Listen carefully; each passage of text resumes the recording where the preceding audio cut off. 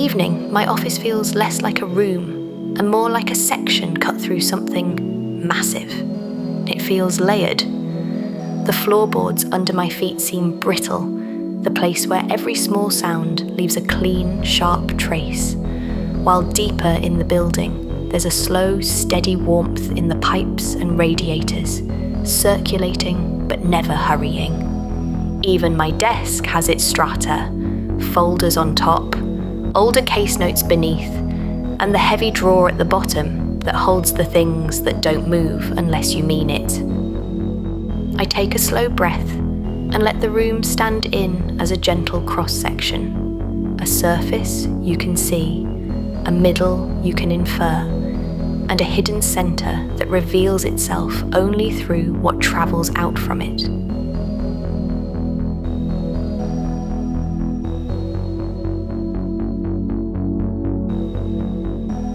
Why, hello there. Glad you found your way back in. If we haven't met yet, I'm Madeline Rowe, an astrophysicist turned private eye, trading telescope time for case files and calm explanations. Tonight, I've been loaned out to the Geophysics desk, where the mysteries aren't in the sky, but beneath our feet, and every clue arrives indirectly, carried by waves through stone. This investigation is a quiet one, filed under hidden architecture and patient inference, under layers we can't see, but can learn to map by what bends, what speeds up, and what disappears. So settle in close, let the room grow softer around the edges, and we'll open the folder on Earth's interior together, slowly, carefully, one calm layer at a time.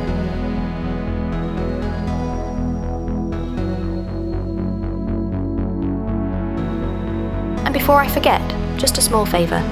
If you'd like more calm case files like this one, you can subscribe before you drift off. It quietly helps these investigations find the next person who needs them, and it means you'll have a fresh folder, waiting whenever you come back. Okay then, now let's carry on. We'll do this as a slow descent. Crust, mantle, outer core, inner core, and at each boundary we'll pause and check the evidence. A jump in speed, a bend in a path, a shadow where a wave does not arrive. Before we descend, we open the evidence kit. 2 main witnesses and a few quieter ones that linger in the background. The first witness is the P wave, the compressional wave. It can move through solids and liquids. The second witness is the S wave, the shear wave. It can move through solids, but not through liquid. And then there are surface waves that roll along the outside, slower and more lingering, and the soft aftersounds called the coda that keep arriving long after the obvious phases pass. We don't need equations to follow them. We only need a few habits. Notice what arrives, notice what does not arrive, and remember that the deep interior is inferred, not photographed. Sometimes the cleanest clue is absence. When S waves vanish beyond a certain depth, that's a strong hint of liquid. When P waves bend, slow, and cast a shadow in certain directions, that's a hint of a new layer with different properties. And when these patterns repeat, earthquake after earthquake, station after station, we start to trust the shape of the story. A fresh seismogram arrives on our desk. It is a simple strip of time, a line that wiggles, rests, then wiggles again, and keeps telling the truth, even when the truth is subtle. We read it the way a careful investigator reads a timeline. First, there is the origin time, the moment the fault slips. Not a sound you would hear, but a release of energy that becomes motion. Then, at a far station, the first clear arrival appears, a small, crisp onset. That is often the P wave. After that, there is usually a pause, a quiet gap that is not silence, but travel time. Then the next arrival grows, often larger in amplitude. That is often the S wave. And after that, the surface waves roll in, longer in period, more swaying, like slow handwriting across the page. Then comes the coda, the long tail. Small echoes and scattered energy that has bounced and wandered through the crust and mantle. It's the part that reminds you the planet is not a perfectly smooth sphere, but a real body with texture and complexity. And still, even in that complexity, the biggest boundaries leave consistent marks. If we collect one seismogram, it is a story. If we collect thousands, it becomes an atlas. That is how much of the interior was built, slowly, patiently, by comparing arrival times and recognizing repeating signatures. The Earth, without intending to, runs the same experiment over and over. We begin where we live, the crust, a thin shell by planetary standards. Oceanic crust is often only a few kilometers thick, while continental crust can be several tens of kilometers thick, and thicker still beneath major mountain ranges. It is cool enough to be brittle, and it carries the everyday architecture of our world. In a case file, the crust is the cover page. It is where the instruments sit. It is where the signals are recorded. But it is not the whole case, not even close. There are two broad personalities of crust. Oceanic crust, commonly basaltic, born at mid-ocean ridges and recycled in subduction zones. Continental crust, more varied, more buoyant, and often more granitic in bulk composition. These are calm descriptions, not dramatic ones. They simply tell you why continents sit high and oceans sit low, on average, without needing to force the story. On top of that, crust is paperwork, sediment. Layers of sand, mud, shells, and dust turn to stone. Basins fill and compact. Mountain belts shed material into valleys and shelves. None of this changes the deep interior directly, but it changes what the near-surface waves look like, and it adds texture to the record. A calm habit in seismology is to separate the local from the global. Local sediment can amplify certain shaking and stretch waveforms. Crustal thickness can shift the timing of early arrivals. But when we want the deep story, we focus on phases that travel far and deep, and we compare patterns across many stations. A few kilometers down, or a few tens of kilometers down, depending on where you stand, we reach a boundary recognized as a sharp change in wave speed. That boundary is the Mohorovicic discontinuity, the MOHO, a practical clue that the crust has ended and the mantle has begun. The MOHO is not a single depth everywhere. Under oceans, it is typically shallow. Under continents, deeper. Under big mountain belts, deeper still, because thickened crust can form a root like a keel. That is the gentle logic of buoyancy and isostasy, and the waves notice the thickness as a timing shift that repeats across records. Now we step into the mantle. The mantle is enormous compared to the crust. It extends down for nearly 3,000 kilometers before we touch the core. And yet, for all that scale, most of it is solid rock. Hot rock under high pressure, but rock nonetheless. Here is a calm truth that is worth repeating. Solid rock can still flow if you give it enough time. Not like water in a river, more like slow deformation over geologic timescales. In the language of earth science, the lithosphere above is comparatively rigid, and beneath it, the asthenosphere is more ductile. The lithosphere includes the crust and the uppermost mantle moving together as plates. The asthenosphere is warmer and weaker, allowing those plates to glide, not on a liquid ocean, but on rock that can creep. This is not a story about sudden motion. It is a story about time, about steady forces and slow responses. We can keep the mantle grounded in energy because energy is the quiet engine behind everything. Some heat is primordial, left over from accretion and differentiation long ago. Some heat is radiogenic, produced by the decay of radioactive isotopes in the mantle and crust. And some heat is released as the inner core grows and the outer core evolves. All of that heat has to go somewhere, and over geologic time, it moves upward, often with the help of convection. Convection in the mantle is not fast. It is not turbulent like a boiling pot you can see. It is slow circulation in a very viscous material. Hotter, slightly less dense rock tends to rise. Cooler, slightly denser rock tends to sink. And the plates at the surface, especially sinking slabs in subduction zones, are part of that circulation.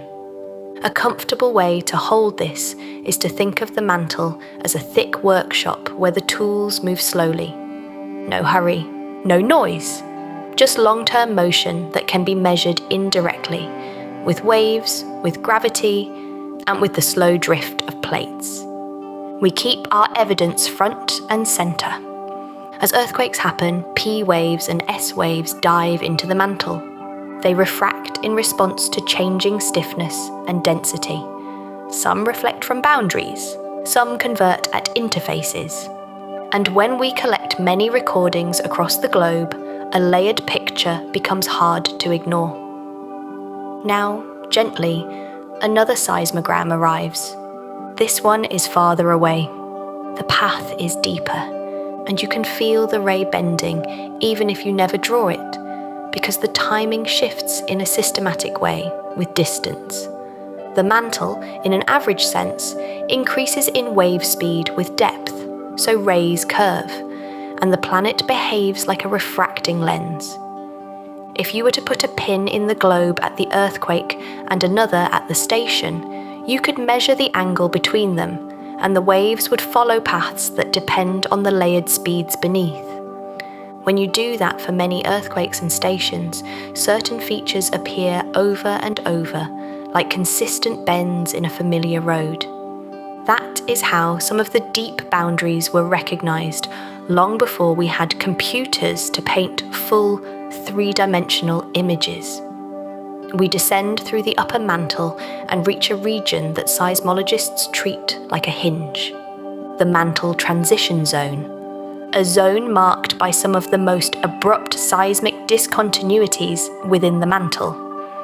Two depths are especially famous as signposts, around 410 kilometers and around 660 kilometers. These are places where waves reveal sharp changes, consistent with mineral phase transformations under pressure. Sometimes another sign shows up near 520 kilometers, and sometimes it does not. That inconsistency is not a problem. It is a clue.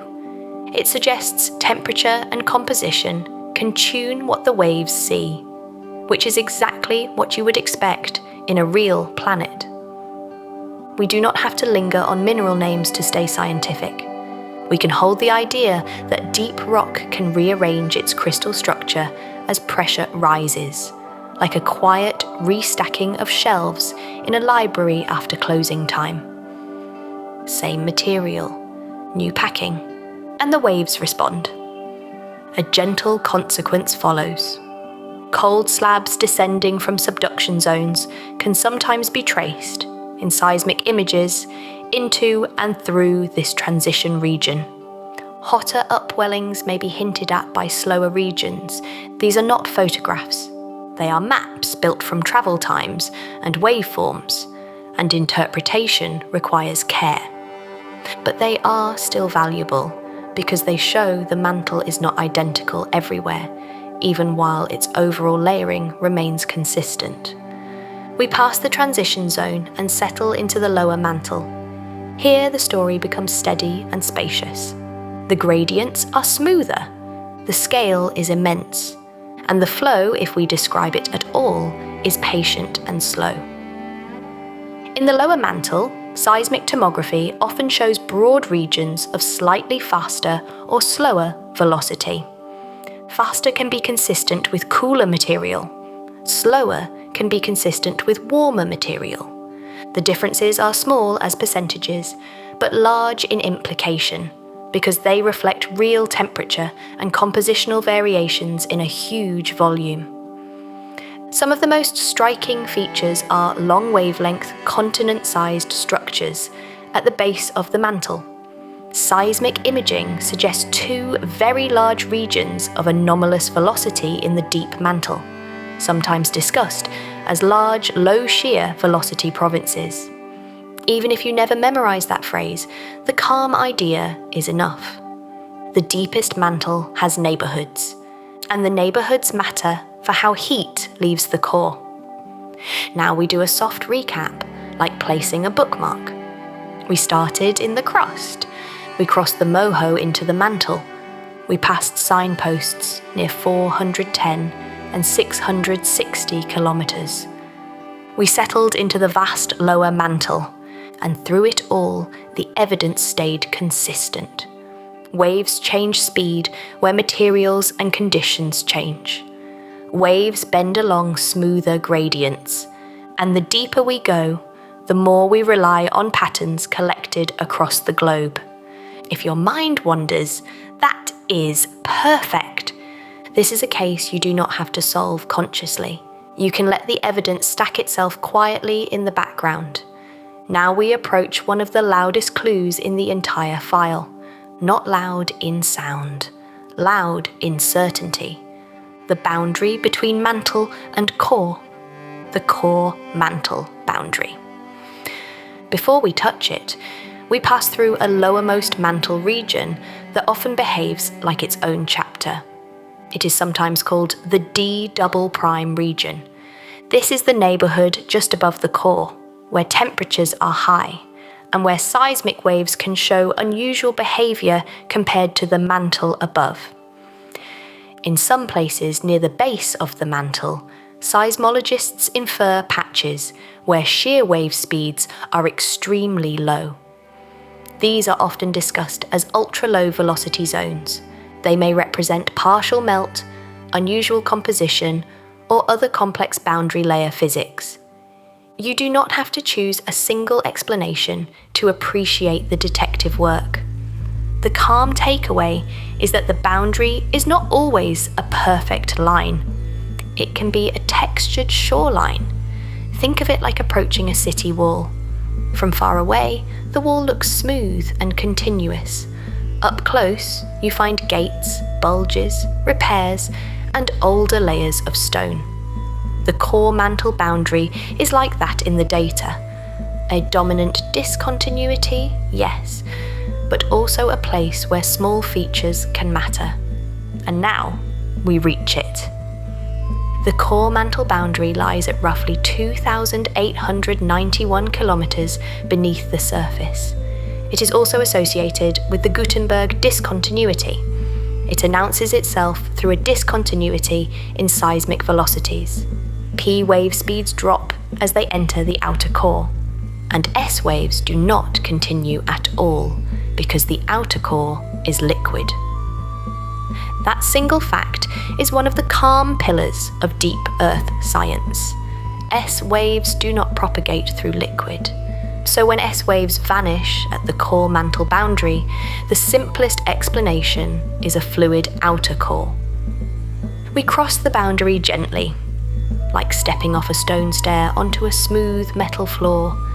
The material is different.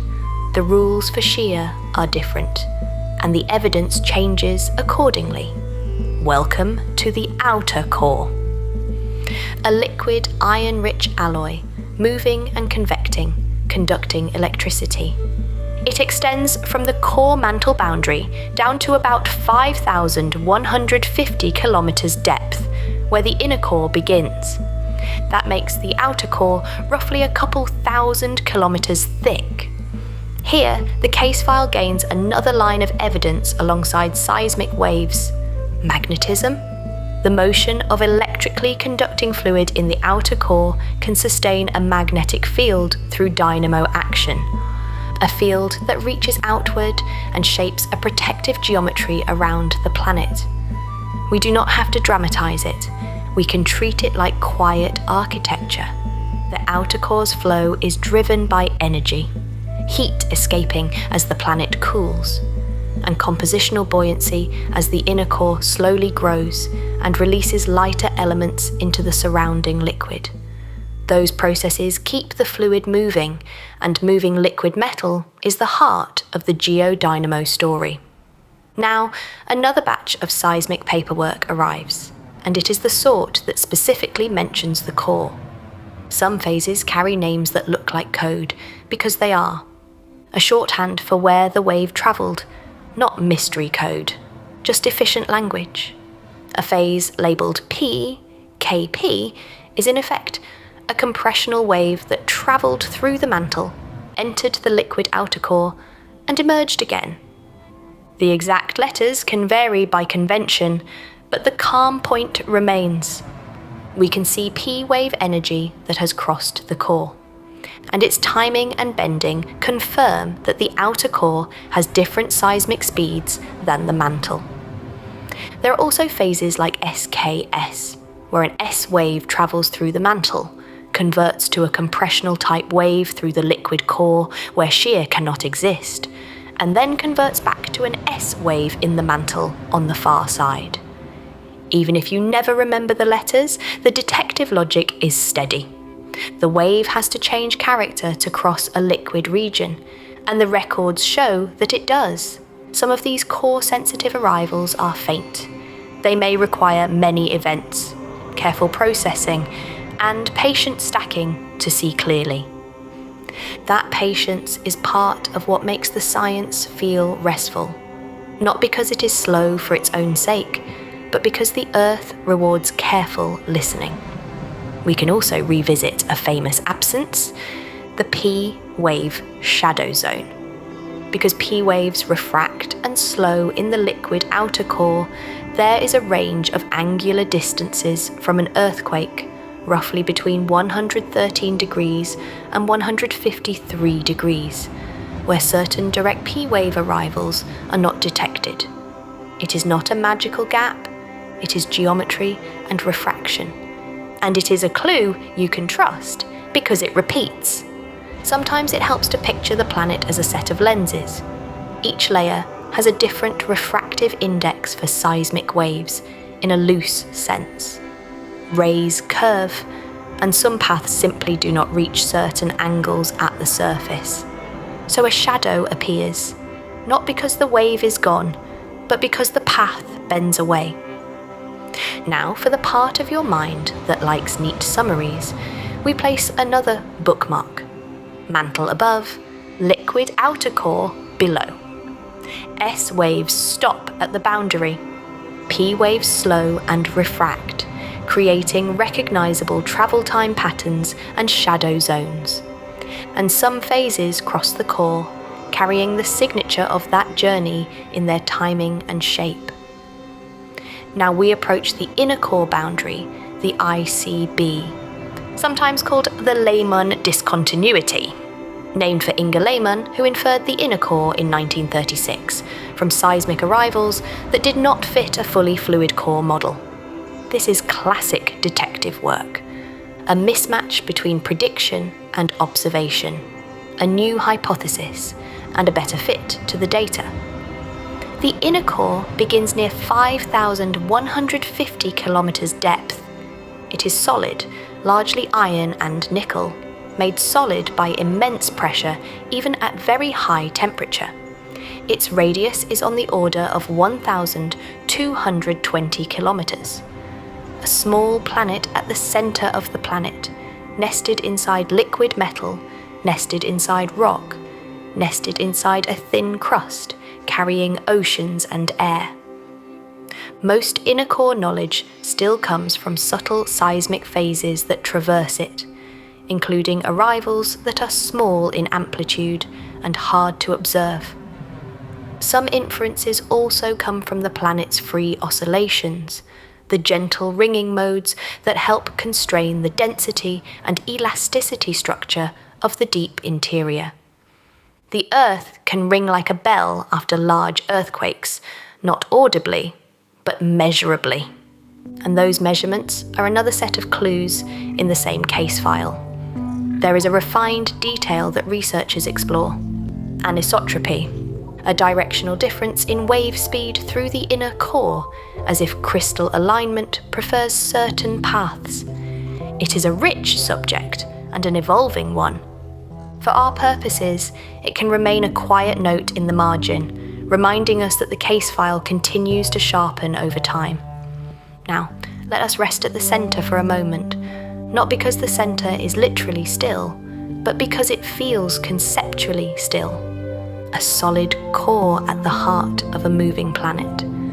A place we will never visit, and yet a place we can describe with confidence through indirect measurement. And now we let the story widen into one of the most sleep-friendly corridors in all of geophysics. The Earth's ringing. After very large earthquakes, the planet vibrates in normal modes. These are discrete patterns of motion, like standing waves on a globe. Some modes involve breathing-like expansion and contraction. Some involve twisting and swaying. Each mode has a frequency, and those frequencies depend on the planet's internal structure. If you listen to a musical instrument, the notes tell you about its shape and material. The Earth is like that, only much slower. The notes are measured with seismometers and careful analysis, and they help constrain density profiles, elastic properties, and boundaries deep below. This is the kind of evidence that feels almost poetic, and still remains hard science, because it is not an analogy standing in place of measurement. It is measurement, the planet's own resonance signature, recorded and interpreted. Now, we gently reconnect that ringing back to the layers, because our case file likes to stay organised. Crust and mantle set the outer stiffness and thickness. The core's density and state influence the deeper modes, and the existence of a liquid outer core and solid inner core changes which patterns can exist and how they move. It is one more way the evidence agrees with itself from different angles. Now, as we drift, we open a new folder within the case: geomagnetism. At the surface, a compass points roughly north because the Earth has a large-scale magnetic field that, to first order, resembles a tilted dipole. It is not perfect. It is not static. It changes slowly over time, a process called secular variation. The changes are measured carefully, and they reflect evolving flow patterns in the outer core. You can think of secular variation as the magnetic field's slow handwriting, not chaotic, not random, just an evolving pattern shaped by fluid motion deep below. In that sense, magnetism is another indirect window into the outer core, alongside seismic waves. Over geologic time, the magnetic field has also reversed polarity many times. These reversals are recorded in magnetized rocks, particularly in oceanic crust formed at spreading ridges, where new basalt cools and dull locks in the field direction of its time. The stripes on the seafloor became one of the elegant lines of evidence for plate tectonics. And, quietly, those same records tell us the dynamo has been operating for a long time, even as its details evolve. There is no need to treat reversals as alarming. In the case file, they are simply part of the long-term behaviour of a convecting dynamo, a system that can reorganise its field geometry while still remaining a magnetic system. A reminder that the deep Earth is active on timescales that dwarf human attention. Now we place a long, soothing page of scale in front of you, because scale can be calming when you do not have to do anything with it. Earth's radius is about 6,371 kilometers. The core begins at about 2,891 kilometers depth. The inner core begins near 5,150 kilometers depth, and the inner core radius is about 1,220 kilometers. We live on a surface film, a thin, cool rind, and yet our instruments can listen through the entire volume. That is a quiet kind of human cleverness. Not intrusive, not loud, just patient listening and careful inference. Now we drift back upwards slightly, not to leave the core behind, but to connect it gently to the mantle above. The core and mantle interact through heat flow at their boundary. If the lower mantle has hotter and cooler neighbourhoods, the heat flow out of the core can vary laterally, and that may influence patterns of outer core convection. Some studies also consider whether the core-mantle boundary has small-scale structure that links motions over long timescales. The calm point is simple. Earth is coupled. Two convective engines, core and mantle, operate with different materials and different viscosities. They exchange heat across a major boundary, and we can see traces of that exchange in seismic patterns, in mantle structure, and in the magnetic field above. Now, gently, we let the case file drift through a few repeating corridors of evidence. No labels, just familiar steps. A loop you can fall asleep inside. An earthquake occurs along a plate boundary. The rupture is brief. The energy radiates outward. P waves arrive first at a distant station. S waves arrive later if the path stays in solid regions. Surface waves roll along the exterior, slower, larger, more lingering. The seismogram is a timeline, a record of travel paths you cannot see.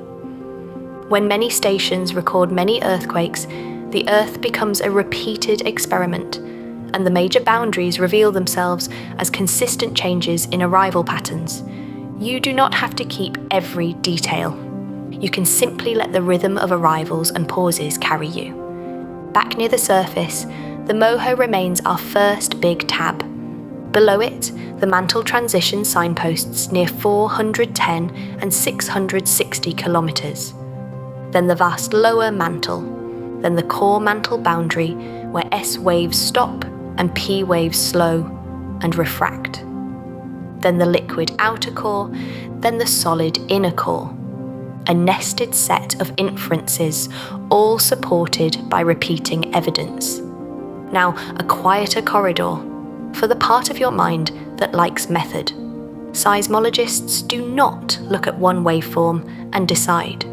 They build reference Earth models that capture average properties with depth, and then look at how real waves deviate from those averages. They compare travel times, amplitudes, and wave shapes. They invert large data sets. They test whether a feature is stable across different earthquakes and different stations. When you hear a phrase like prominent jumps in seismic velocity, you can treat it like a stamp on a document. MOHO, core mantle boundary, inner core boundary. These are not just names, they are recurring signatures in the data. Another gentle method is listening for reflections and conversions that come from deep interfaces. Some waves bounce off the core mantle boundary and return. Some convert from one type to another at interfaces. Some arrive in the coda like faint postcards, requiring careful attention and sometimes stacking to reveal them. It is a reminder that the case file is still open in the best way. Not because the fundamentals are uncertain, but because the details keep sharpening as techniques improve. Now we make one more long, slow descent, like rereading the summary page before closing the folder. At the surface, a thin crust with two broad personalities, oceanic and continental, topped by sediments that add local texture to the record. Below it, the MOHO, a sharp change in seismic velocity that marks the start of the mantle. Within the mantle, a transition zone with abrupt discontinuities near 410 and 660 kilometers, and sometimes a feature near 520 kilometers. Below that, the vast lower mantle, solid rock capable of slow flow, with broad neighborhoods visible in seismic imaging. Then the core mantle boundary at about 2,891 kilometers depth, where P waves slow and S waves stop because the outer core is liquid. In the liquid outer core, motion in conducting metal sustains Earth's magnetic field through dynamo action, leaving a measurable signature at the surface. And at about 5,150 kilometers depth, the inner core boundary, where a solid inner core begins, inferred from subtle arrivals and the planet's ringing modes. That is the whole descent, held together by indirect clues.